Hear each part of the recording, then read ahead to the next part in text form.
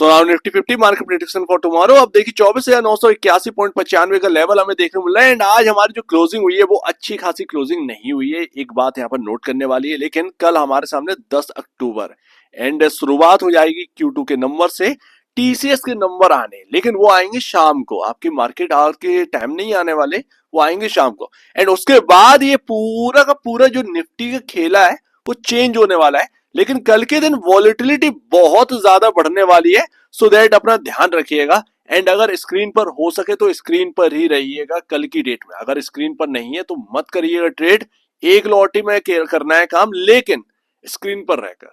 अब ना एक बड़ी हंसी की बात लगती है, वो सवेरे 8 बजे टीवी पर आते हैं गुल्लू एंड उसको दिखता है ऑल टाइम हाई।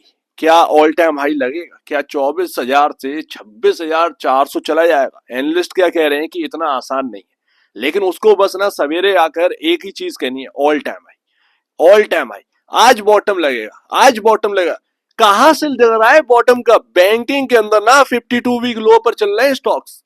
ये हाल है बैंक निफ्टी का, ठीक है ना। 5 स्टॉक की बदौलत वो बैंक निफ्टी को ऊपर खींच दिया, और आप कह रहे हैं क्या ही मतलब है मार्केट से। ब्रॉडरली अगर आप देखेंगे ना तो दिक्कतें बहुत है मार्केट के अंदर। अब उसके ऊपर कोई भी बात करने के लिए आगे नहीं बढ़ेगा। इवन टीवी पर भी अगर आप देख लिया, कोई एक एनालिस्ट, सिंगल एनालिस्ट भी अगर बोलते हुए दिख जाए ना कि मेजोरिटी ऑफ स्टॉक्स बैंकिंग के 52 वीक लो पर है, चाहे वो पीएसयू हो या फिर आपका प्राइवेट हो। सिर्फ 5 स्टॉक्स हैं, पीएसयू से एसबीआई ले लीजिए and HDFC, axis, ICICI, Kotak. ये सिर्फ और सिर्फ 5 बैंक हैं जिनके बदौलत यहाँ पर जो है आपको हाईयर साइड देखने मिला है। इवन जो मैं कह रहा हूँ ना, ग्लोबल मार्केट का सिनेरियो अच्छा नहीं है। अपना यहाँ पर ना जो फेड की मीटिंग हुई थी तो डाउ का एक लेवल था 41,650, जो ट्रेंड लाइन निकल रही थी, ठीक है। वहां से आज तक की डेट में ना बहुत समय हो गया, कहां पर आपको डाउ देखने को मिलता है? 42,450 पर। कितना ही चल गया डाउ? अगर आप देखें ना 1000 पॉइंट भी नहीं चला, ब्रेकआउट के बाद 1000 पॉइंट नहीं चला। तो ये हालत, तो यहाँ पर ना आपका जो मार्केट है, ग्लोबल मार्केट सॉरी यूएस का मार्केट जो है, उसका भी सिनेरियो ज्यादा कुछ खास नहीं है। आप कहें कि बहुत अच्छा है, बहुत अच्छा नहीं है। वो एनवीडिया जो है ना, वो $100 से आपका ऊपर चला गया तो वो रिकवरी कर गई। बट अगर आप देखोगे तो दिक्कतें वहां पर भी हैं जो कि उभर कर नहीं आ रही हैं। इंडेक्स अभी तक जब ब्रेकआउट होता है ना, अच्छा खासा यहाँ पर जो है ना आपके सामने चढ़ता हुआ दिखता है, लेकिन यहाँ पर ना एक रेंज बाउंड चल रहा है ग्लोबली, सॉरी यूएस मार्केट के अंदर, सॉरी यहाँ पर यूएस मार्केट के अंदर। अब बहुत ही अग्नि परीक्षा है, Q2 के नंबर स्टार्ट हो रहे हैं, ठीक है। आपका कल निफ्टी की एक्सपायरी हो जाएगी। बैंक निफ्टी की तो आज हमने देखी ली कितनी बेहतरीन एक्सपायरी हुई थी, और निफ्टी की एक्सपायरी होगी। सो दैट आज कल यहाँ पर जो है ना Q2 के नंबर आएंगे, और फिर फ्राइडे से असली मूव यहाँ पर ना निफ्टी और यहाँ पर ना बैंकिंग स्टॉक्स देना स्टार्ट करें। मैं बैंकिंग स्टॉक, जो लार्ज के बैंकिंग स्टॉक है ना, उनके ऊपर मैं एक सही बात कहूं तो नेगेटिव रही है अभी, ठीक है ना। सीधी सी बात है, बैंकिंग में अभी पॉजिटिव नहीं होना, क्योंकि कुछ ना कुछ तो ऐसा यहाँ पर ना दिक्कत है जो कि बड़ी प्रॉब्लम है। मेजॉरिटी ऑफ शेयर्स यहाँ पर अगर आपके सामने 52 वीक लो पर दिखाई दे रहे हैं, ये अच्छी बात नहीं। अब 5 बैंक के दम पर अगर आप पूरा का पूरा चलाने की कोशिश करेंगे तो वो तो सट्टे में आ जाता है, सट्टा हो नहीं पाएगा। अब सीधी सी बात है, आप ऐसी जगह पर आ गए तो ऑल टाइम हाई जो एक ना बात करते हैं, शायद उनको बात करनी भी चाहिए, करनी भी नहीं चाहिए, सॉरी करनी भी नहीं चाहिए, वो शब्द ही नहीं निकालना चाहिए। सवेरे सवेरे आकर बस हवा भर दो लोगों के अंदर एंड बस वो शाम तक यहाँ पर जो है बर्बादी के दौर पर आ जाए। तो ऐसा नहीं होना चाहिए मेरे ख्याल से, ये एक सही बात है। यहाँ पर आपके सामने ना जो हकीकत है उसके ऊपर बात हमारे यहाँ करते नहीं है। मीडिया चैनल्स जो है वो जो है ना बिजनेस चैनल, हकीकत की बात नहीं करते कि है क्या क्या चल रहा है जमीनी हकीकत पर। तो ये बात है। 750 ये याद रखिएगा, 24,750, इसके नीचे जब क्लोजिंग मिल जाएगी ना बॉस, तब आप कहिएगा कि यस बियर हावी हो गया। अभी नहीं, अभी अभी ना खेल कल के दिन बहुत तगड़ा होने वाला है, तो ध्यान रखिए। 750, 24,750 के नीचे की क्लोजिंग ना, ये शायद कल आपके सामने, शायद हो सकता है कि निफ्टी जाए भी ना 750 के नीचे, या जाए तो 750 के आसपास की क्लोजिंग दे जाए, ताकि ये जो टीसीएस के Q2 के नंबर आ रहे हैं ये कम से कम देखें। और जो फ्राइडे के दिन यहाँ पर स्टार्टिंग होगी वो बताएगा कि 24,750 के नीचे अब निफ्टी को ट्रेड करना है या 24,750 के ऊपर करना है। वैसे जो क्लोजिंग हुई है वो काफी खराब क्लोजिंग हुई है, ये बात आप लिख कर रख लीजिए। हो सकता है कल कुछ भी हो सकता है, ये ध्यान रखिए। 750 के नीचे अगर स्लिप हुआ ना और धीरे धीरे चलता रहा तो सेलिंग आएगी मार्केट के अंदर तंगड़ी। अब वही बात है ना, बात दोहराने वाली बात ही नहीं है कि आज कल के दिन सही रहा, कल हम लोगों ने बात कर ली और पूरी स्ट्रेटेजी से बात करके गैप अप हुआ तो क्या करेंगे। अब कल की बात करते हैं कि गैप अप अगर होता भी है तो कहां पर क्या रहने वाला है।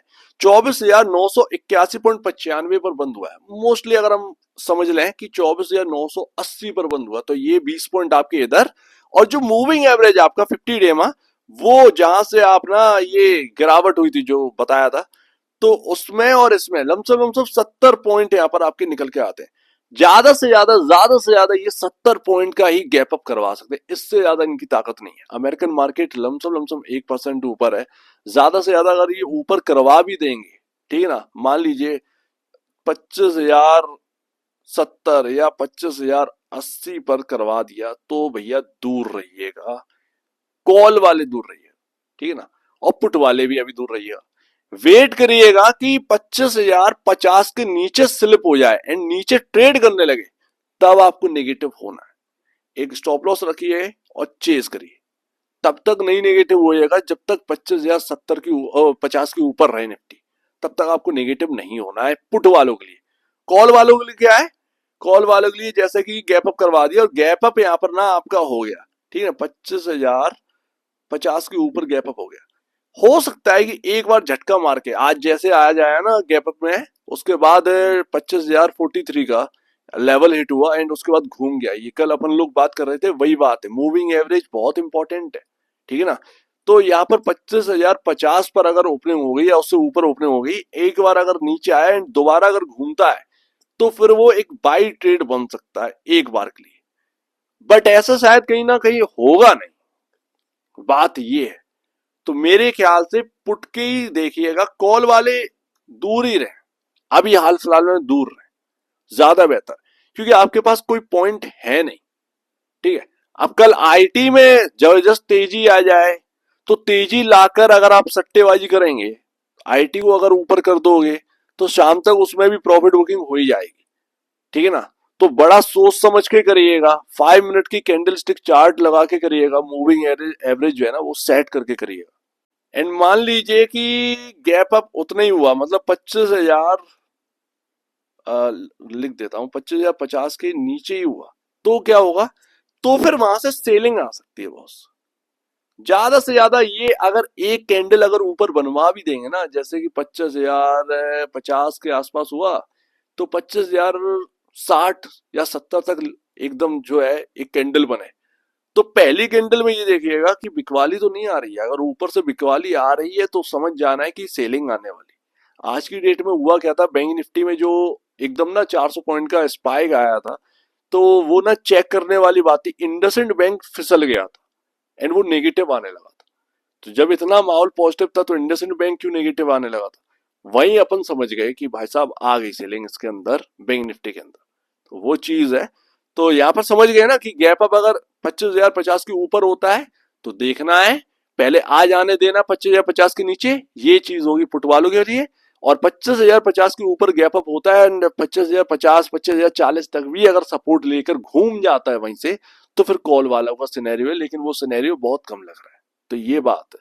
फिलहाल अगर आप देखोगे ना, अगर ये मान लीजिए 24,750 टूटा तो क्या होगा उससे, उससे होगा ये कि आपके ना दरवाजे खुल जाएंगे 24,300 के, बस सॉरी यहाँ पर लिख देता हूँ, 24,300 तक के ना जगह बन जाएगी एंड उसमें फिर अचानक से एकदम जो है ना वो गिरावट आएगी। हो सकता है वो टीसीएस की वजह से ले आए या कुछ भी ले आए, मतलब ये है। कल के दिन अगर आप स्क्रीन पर हैं तो ही ट्रेड करिएगा, नहीं है तो आप दूर रहिएगा। एक लॉट में काम करिए, लॉसेस नहीं होने चाहिए, ये कोशिश करिए। अगर ये प्रॉफिट भले ही कम हो, लॉसेस बहुत मैनेजेबल रहे, ठीक है। ट्रेडर है तो लॉस का भी चांस रहता है एंड प्रॉफिट का भी चांस रहता है, सीधी सी बात है।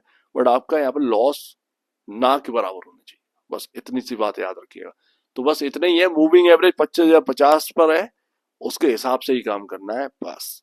तो अगर कुछ समझ में ना आ रहा हो तो प्लीज कमेंट सेक्शन में पूछ लीजिएगा एक बारी, क्योंकि हो सकता है मैं हड़बड़ी में जल्दी जल्दी बता गया हूँ, उसमें चीजें निकल गई। तो आप कमेंट सेक्शन में पूछ लीजिएगा, मैं बता दूंगा, ठीक है। या फिर अभी मैं मेंशन कर देता हूँ एक कमेंट पूरी तरीके से, तो वो स्ट्रेटजी का तो वो चीज है।